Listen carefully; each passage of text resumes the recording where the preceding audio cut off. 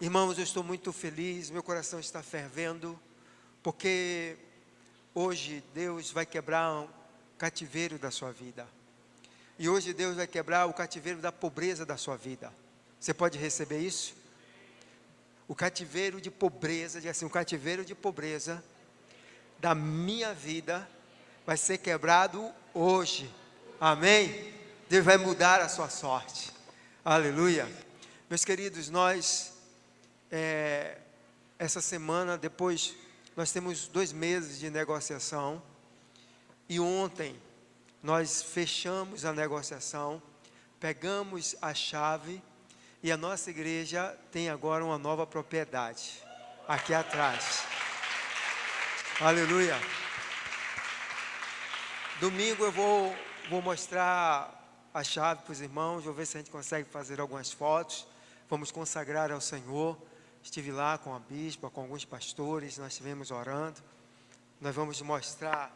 Obrigado. Nós vamos mostrar aos irmãos. E agora começar a nossa ampliação. Nós conseguimos um empréstimo. E a nossa dívida só nessa área aí é de R$170 mil. Então precisamos muito que os irmãos realmente coloquem no seu coração a construção de um palácio para Deus. De tudo que entrou de oferta até hoje, ainda não alcançamos nem 50 mil. Então nós temos uma grande batalha pela frente. E eu sei que Deus vai prover, amém? Você pode crer comigo? Então diga assim, está falando comigo. Nós vamos conseguir todos os valores. Aleluia, glória a Deus. Eu quero que você abra comigo a sua Bíblia, lá no livro de Juízes. Nós estamos falando, essa campanha é sobre quebrando o cativeiro. O nosso texto básico está lá em Jó, quando a Bíblia diz que Deus mudou a sorte de Jó. Deus mudou o cativeiro de Jó, quebrou. E eu declaro que Deus vai quebrar todo o cativeiro na sua vida. E hoje eu quero falar sobre esse cativeiro, o cativeiro da pobreza. E muitos de nós estamos presos a esse cativeiro.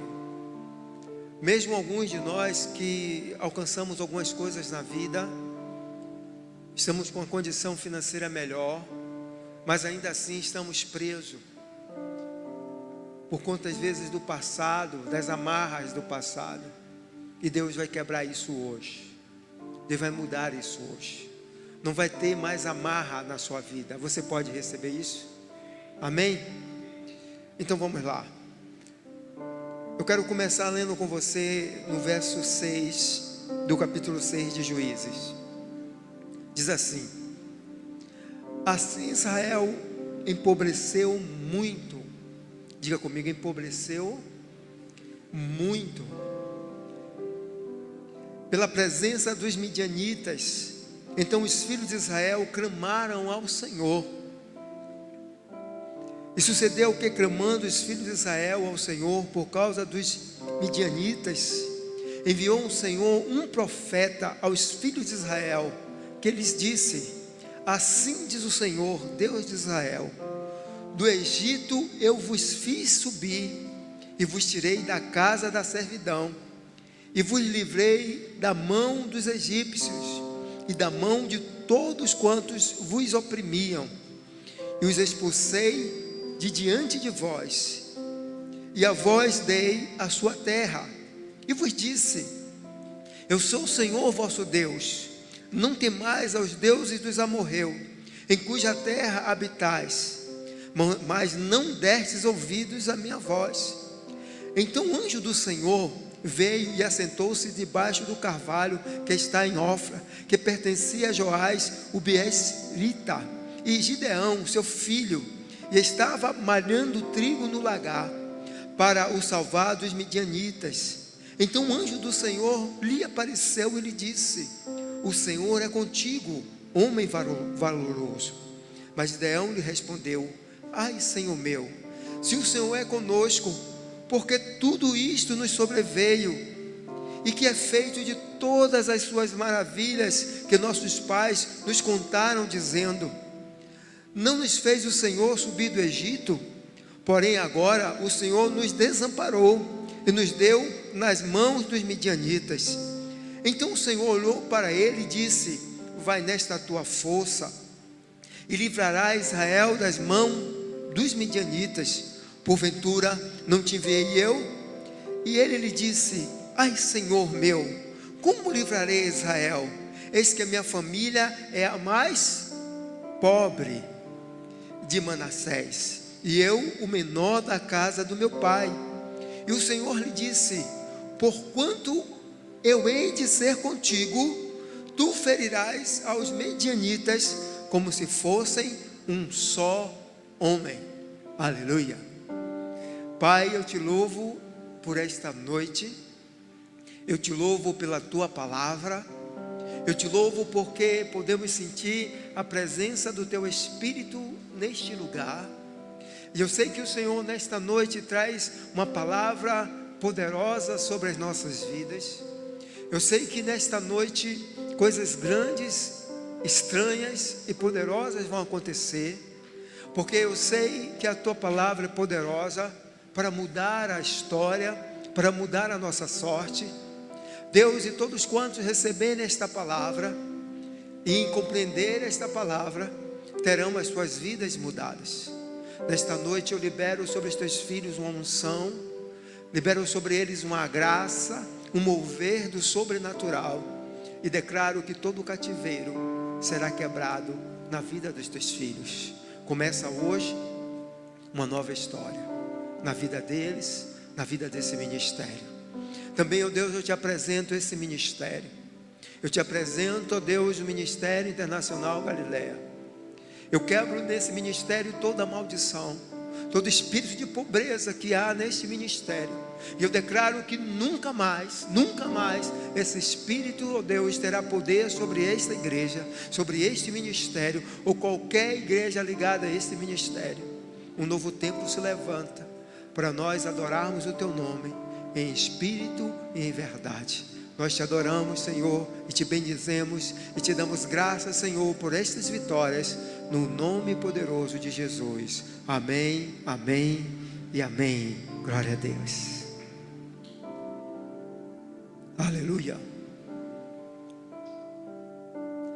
A Bíblia diz que durante 7 anos o povo de Israel foi empobrecendo. 7 anos. 7 anos de ataques dos seus inimigos, que faziam eles se tornarem cada vez mais pobres. Imagine o que é 7 anos de pobreza. 7 anos e a cada ano você se tornando mais pobre. Cada ano que passava, Israel se tornava mais pobre. Então eles não melhoravam, eles só aumentavam a sua pobreza. E a cada ano, o ataque do inimigo, a ação maligna aumentava. A Bíblia diz que esse espírito de pobreza, ele tinha 3 bases fortes na vida de Israel. A primeira base aqui foi um rompimento espiritual, pecado. Irmãos, quando um pecado entra em uma cidade, entra em uma nação e destrói as bases espirituais, entra um espírito de assolação, de pobreza, de miséria. Porque todas as vezes que nós esquecemos o altar, a miséria e a pobreza entra. Quando esquecemos o altar, a miséria entra, e a Bíblia diz que começa então pelo descaso com o altar e sai assolando as casas, a cidade e a nação. Está lá em Joel, capítulo 1, você pode ver isso. E ele dizia: fica essa discussão sobre valores morais, estamos perdendo tempo com isso. Na verdade, deveríamos falar sobre a economia. Ele criticando o governo. E é essa mentalidade que tem campeado o mundo e que tem campeado alguns líderes da nossa nação, que o fato de você focar na economia é o suficiente, que pouco importa a moralidade e a espiritualidade e a sua relação com Deus. Então essa foi uma das primeiras bases que Satanás achou, que a miséria achou, que a pobreza achou para entrar em Israel. E o espírito de pobreza, ele não começa de uma vez, ele vai crescendo de forma gradativa, ele vai tomando espaço. Imagine o que é 7 anos de pobreza. O outro caminho era o descaso político. Israel estava mal governado, ele não tinha um bom governo, e a Bíblia diz que quando uma nação não tem um bom governo, ela sofre, ela padece. Nós estamos em um ano de eleição, nós vamos eleger daqui a alguns meses um novo presidente, ou manter o que está, ou escolher outro. É um momento muito sério, nós não podemos brincar com isso. Nós devemos orar e devemos pedir a Deus direção para que a gente possa escolher os nossos deputados e escolher bem o nosso presidente, porque uma escolha errada pode levar o Brasil à pobreza, à miséria, ao descaso, à falta de compromisso dos nossos governantes com Deus, com o que é moral. Isso é muito sério. Não podemos escolher um governante que ache normal a pedofilia, o aborto, que ache normal a prática homossexual. Precisamos que não dê valor à família, que diga que a família, como Deus projetou, não tem mais valor, não precisa ser mantida, porque a família do Gênesis, a família bíblica, é um homem e uma mulher.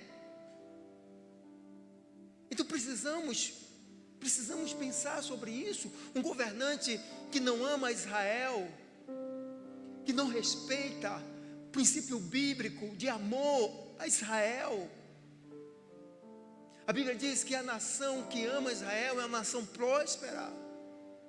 E não podemos escolher um governante que quebre essa aliança do Brasil com Israel, por questões espirituais, por questões morais. Temos que pensar sobre isso. Quem vai governar a nossa nação? Os nossos valores bíblicos, os nossos valores espirituais. Não podemos ter governante que não leve a sério isso. A nação brasileira é uma nação cristã. Nós nascemos em um berço cristão. Então a nação brasileira não pode ser governada com quem não respeite Deus e com quem não respeita a Bíblia. Precisamos pensar sobre isso e orar sobre isso. A miséria entra quando o governo perde direções. Assim é dentro das nossas casas. As nossas famílias se deterioram quando não há direção moral.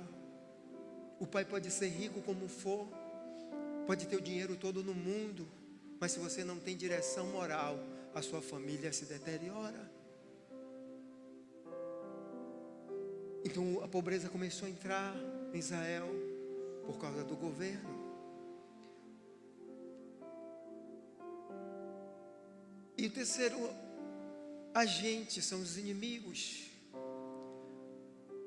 os aproveitadores, os roubadores de herança, os roubadores de riquezas.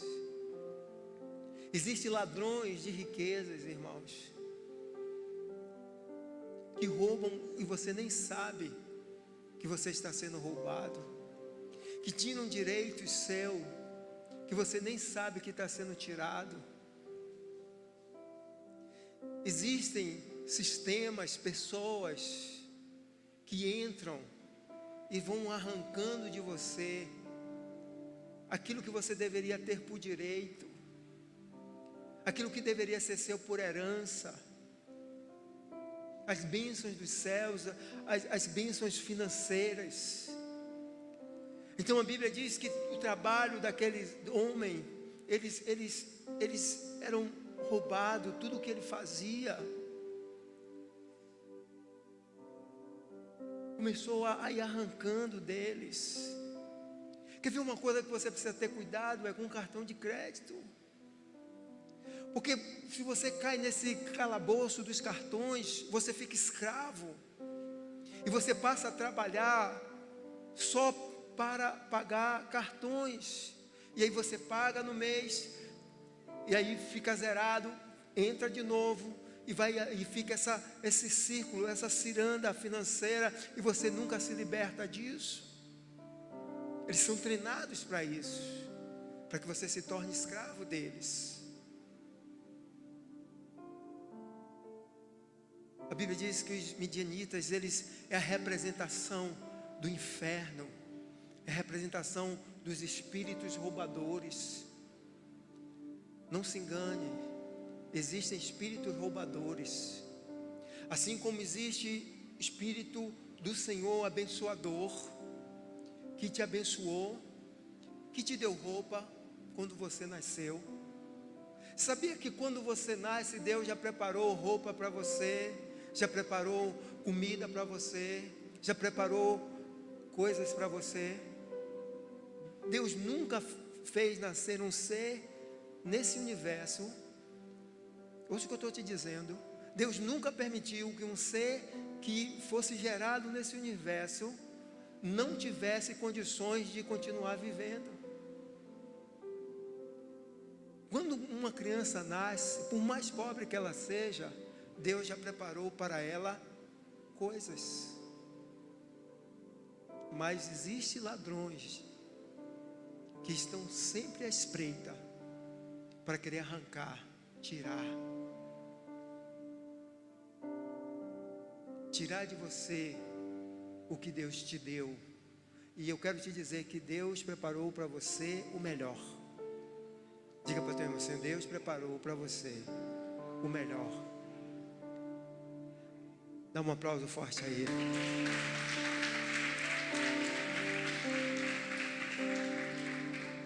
Sete anos sendo escravizado, 7 anos embaixo desse cativeiro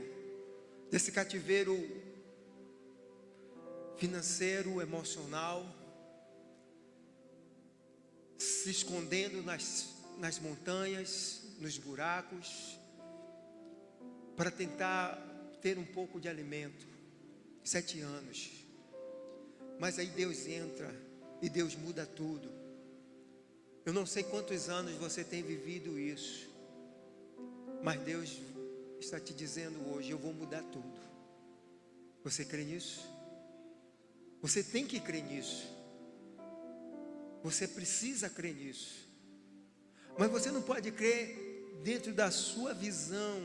Você tem que crer pela bondade e pelo poder de Deus. Diga assim: eu creio nisso. Aleluia. Como Deus mudou o cativeiro de Gideão? Deus encontrou em Gideão 3 coisas que eu quero que a gente aprenda essa noite.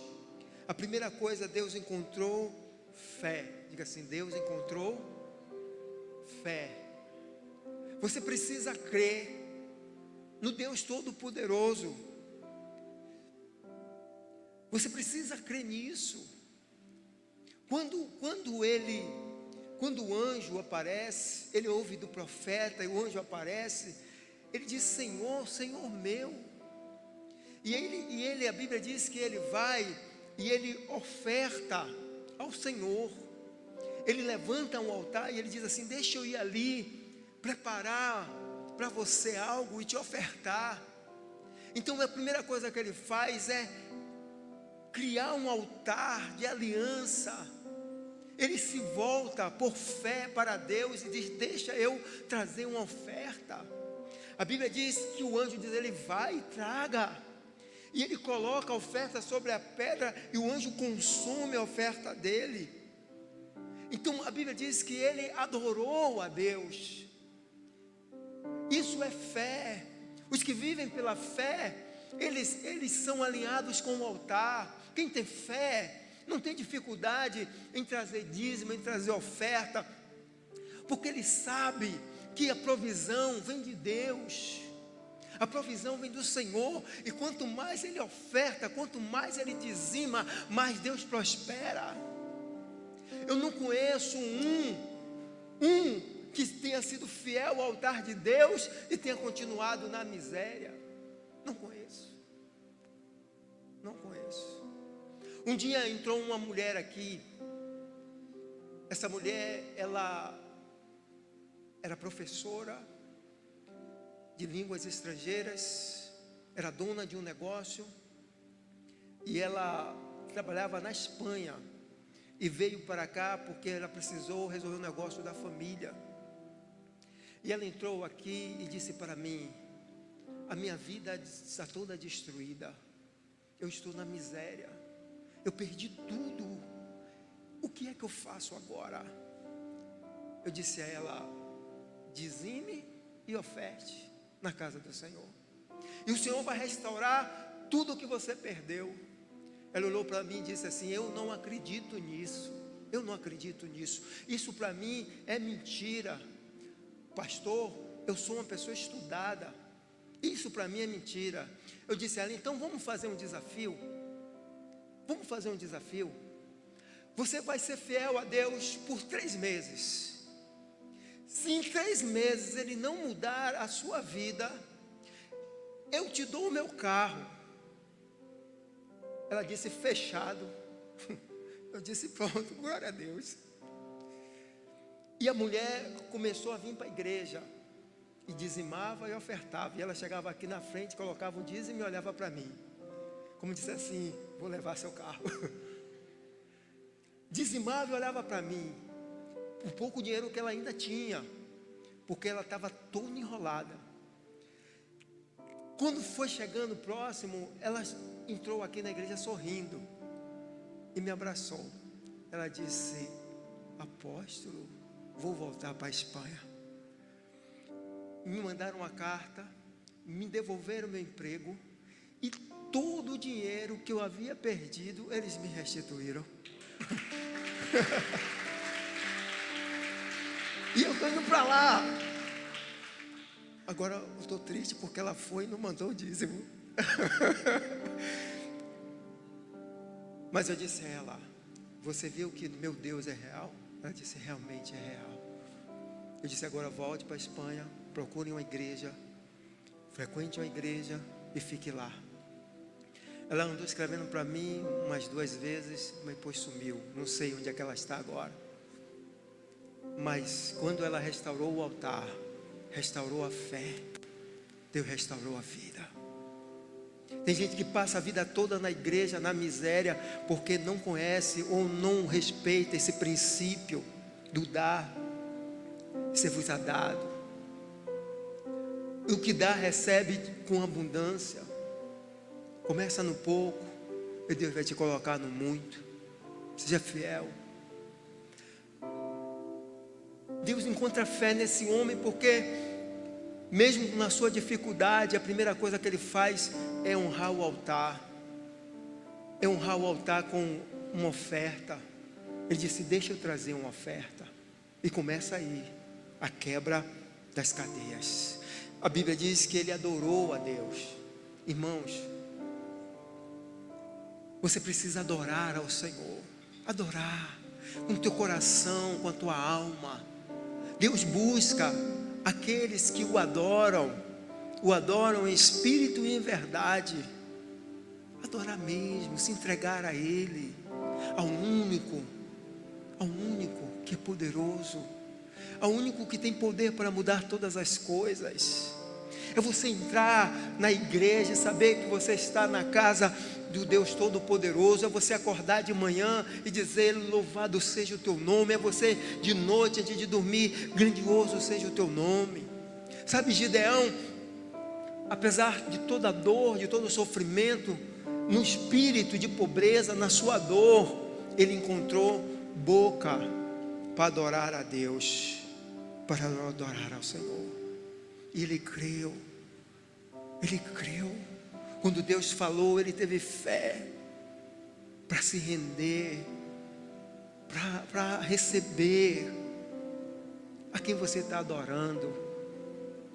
Sabe quando você fica tanto tempo, às vezes, lembrando das dificuldades, você está adorando ao Deus da pobreza, ao Deus da miséria, ao Deus que está arrancando de você a alegria de vida, de viver. Quando você passa muito tempo lembrando das suas dificuldades, você troca a adoração. Eu não estou mandando você ser negligente, ser relaxado, ser enrolão, mas eu estou dizendo a você que há um Deus capaz de suprir todas as suas necessidades. Adore a Ele, adore a Ele. Quando Deus aparece diante dele, ele o adora. Eu louvo a Deus porque vocês estão aqui. E eu sei que todos vocês que estão aqui, todos vocês que estão aí me vendo, têm lutas, mas vocês pararam as suas lutas e disseram: eu vou lá adorar o Deus provedor de todas as coisas. Vocês estão no lugar certo. Dá um aplauso forte ao Senhor. Aleluia. Creia, creia, tenha fé. Fé é a palavra mais poderosa da terra. Fé.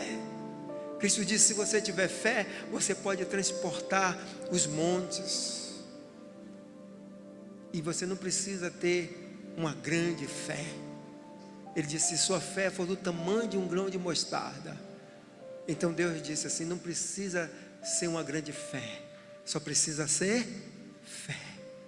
Só isso. Aleluia.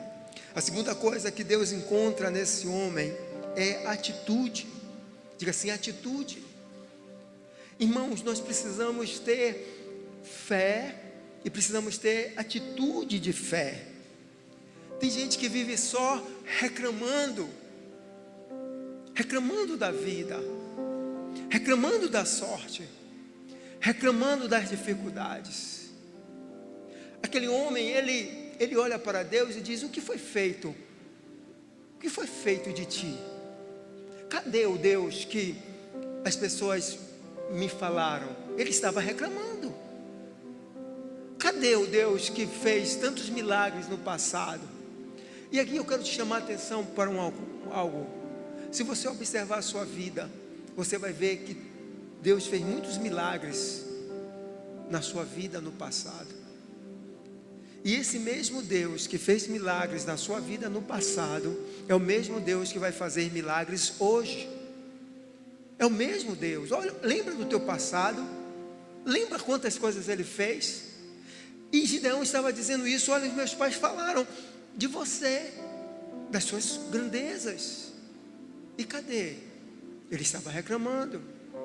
E Deus lembra ele: olha, vocês lembram que eu tirei vocês do Egito?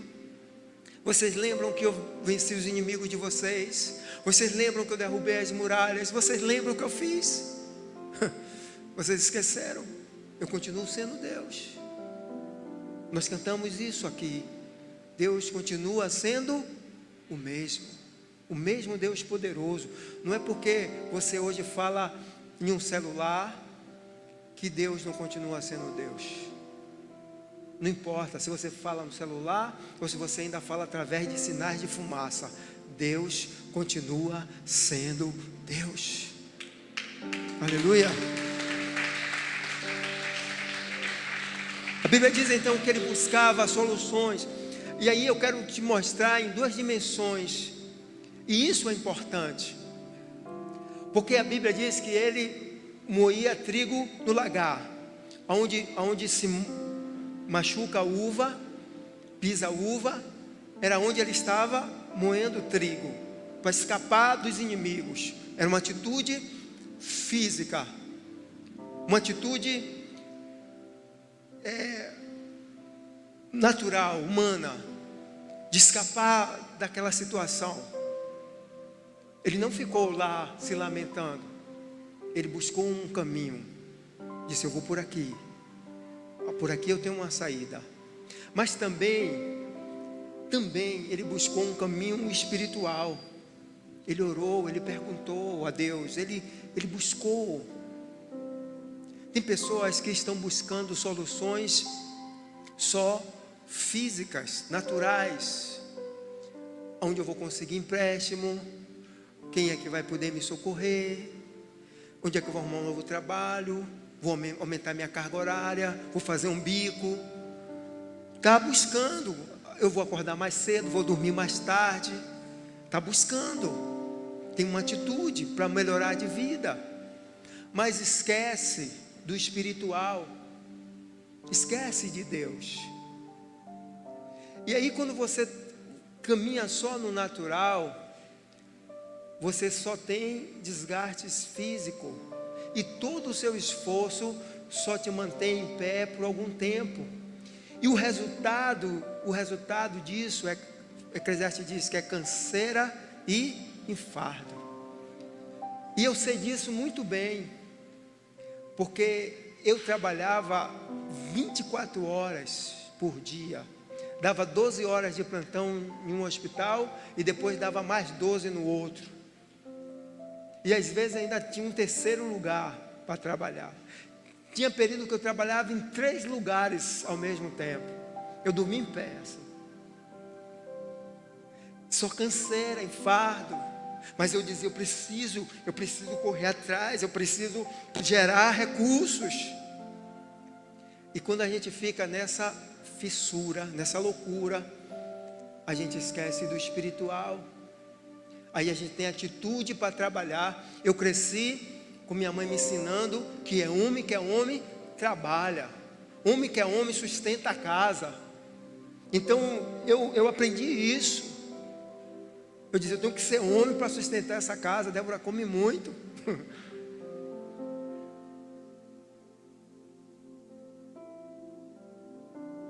E nessa minha corrida louca, eu estava começando a esquecer o espiritual. Você não pode abandonar o espiritual. A Bíblia diz então que Gideão, ele vai buscar o espiritual. Quando ele busca o espiritual, ele consegue prosperidade no financeiro. O espiritual, buscar primeiro o reino de Deus, a sua justiça e as demais coisas serão acrescentadas. Tem pais que ensinam os filhos a crescerem no mundo, mas esquecem de ensinar a eles ter Deus como o Senhor da vida deles. E depois que eles crescem, eles se perdem. Eles não têm esperança. Eles só conhecem o Deus trabalho e o Deus dinheiro. Esquece a adoração. Porque Deus deu ordem a Adão: dê nome aos animais, dê nome às coisas. E Adão trabalhava o dia todo. O paraíso não é lugar para preguiçoso. O paraíso é lugar de trabalho. Imagine você dar nome a tudo que você via. Isso aqui vai se chamar pedra. Pedra, você vai se chamar pedra. Anota aí, Eva, pedra. Para a gente não esquecer desse negócio. Peixe, você vai chamar peixe. Mas peixe é muito genérico. Então peixe vai ser genérico. E aí você vai ser cascudo, você vai ser melusa, você vai ser... E ele saía dando nome às coisas. Mas a Bíblia diz que na viração do dia, para o homem não ficar esquecido, Deus vinha e sentava com ele. Você pode trabalhar como você quiser, mas você não pode esquecer de mim. Não pode esquecer de mim. Você precisa criar os seus filhos para Deus, não para o mundo. Você precisa se voltar para Deus e não para o mundo, porque as demais coisas vos serão acrescentadas. Ele era um homem de atitude, tinha atitude como um homem, como um trabalhador, mas tinha atitude espiritual. Atitude espiritual. Vamos lá, vamos orar. Vamos orar. Vamos orar. Vamos buscar Deus. Vamos buscar a casa do Senhor. Vamos clamar ao Senhor. Atitude espiritual. A terceira coisa, para que eu possa orar, ele foi capaz de ouvir a voz de Deus. Deus vai quebrar o seu cativeiro da pobreza. Você precisa ouvir a voz dele. Deus disse a Gideão: sobe lá e derruba o altar do teu pai, o altar de Baal. Está lá no verso 25. E ali ele derruba o altar de Baal, tremendo e temendo. Mas ele faz o que Deus mandou. Ele ouve a voz de Deus, ele derruba aquele altar. E ali o destino dele, a sorte dele, o cativeiro da pobreza é mudado ali, naquele dia, quando ele derruba o altar de Baal. O altar da idolatria, o altar da feitiçaria. Qual é o altar de Baal que está na sua casa? A questão é que esse altar estava na casa dele, na vida dele. Era esse diabo entronizado que tomava conta do que ele era, do que ele possuía. E quando ele olhava para ele se via pobre. Quando ele olhava para a sua família, ele se via pobre.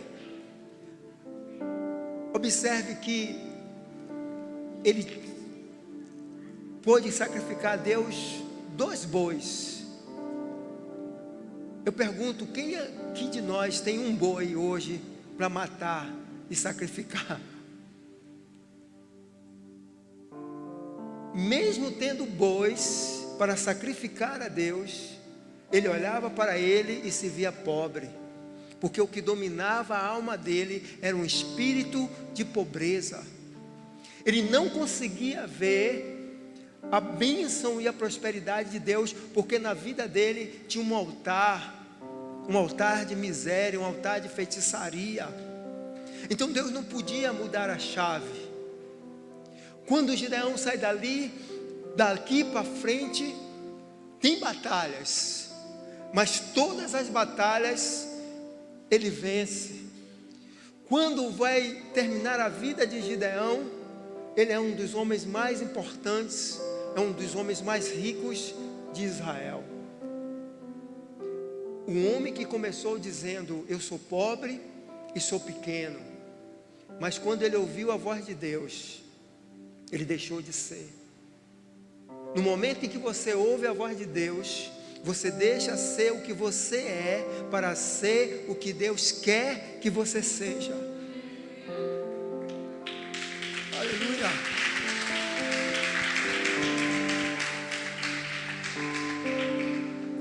Deus já estava cansado de ouvir sobre pobreza, sobre miséria. Deus não gosta de pobreza. Deus não gosta de miséria. Deus não gosta de escassez. Romanos diz: você quer saber quem é Deus? Observe a natureza. Observe o universo. Observe. Pare um dia para olhar as coisas que Deus fez e você vai me dizer se Deus gosta ou não gosta de pobreza e miséria. Deus não gosta, porque tudo que Deus faz é abundante, é belo, é rico.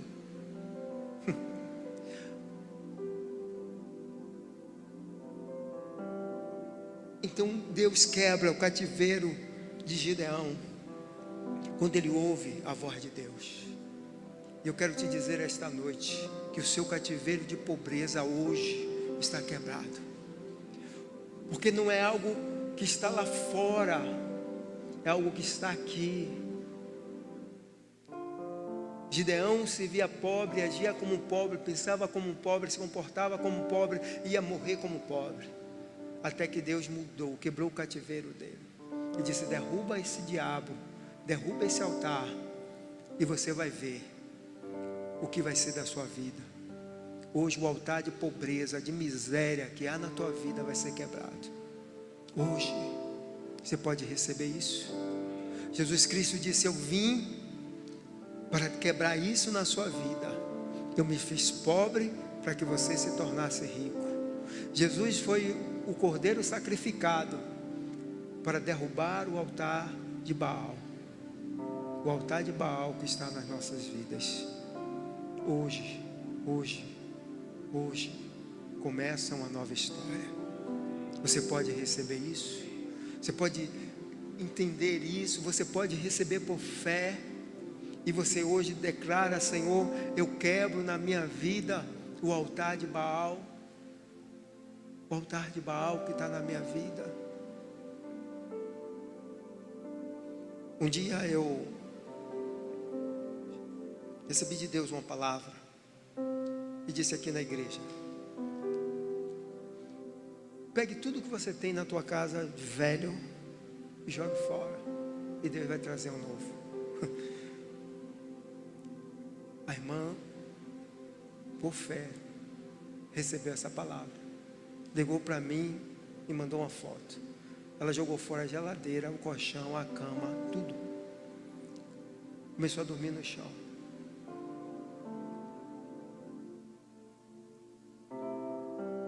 E em pouco tempo, Deus mudou tudo novo para a casa daquela mulher.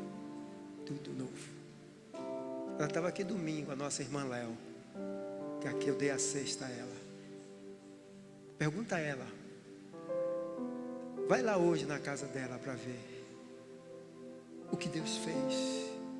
Arrancou o espírito de pobreza, o cativeiro de pobreza, e colocou uma unção de prosperidade. Fique de pé. Aleluia.